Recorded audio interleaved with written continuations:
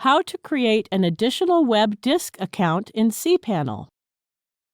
Web disk allows you to use an encrypted connection, and it is the most secure way of file transfer in cPanel. Log into your cPanel account and you will be on this page. Go to the Files section and click the web disk. Here, the main web disk account uses the cPanel's user and login ID, and you may need to give the account's login details to other users of the domain. You can create an additional web disk account and give it to other users.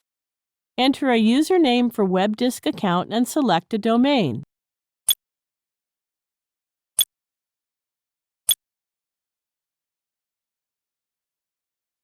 You can enter a password manually or use the password generator.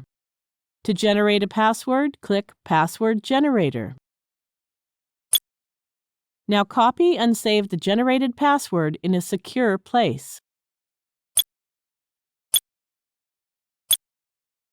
After saving the password, click the checkbox and then click the Use Password button. It automatically fills the generated password that is very strong.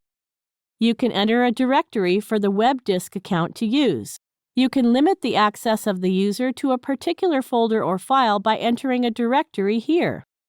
The system already suggests one directory for you. You can permit the user to review, download, and alter the contents of the directory by selecting the Read/Write option box. By selecting the Read-Only option box, you can prevent the user from making changes in the existing content of the directory. It is important if you allow the user to only read and download the data. He won't be able to alter it.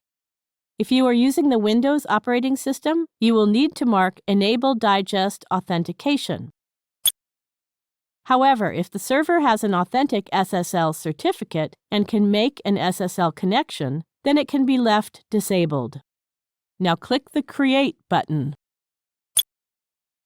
That's it. We have successfully created the web disk account. Thank you for watching.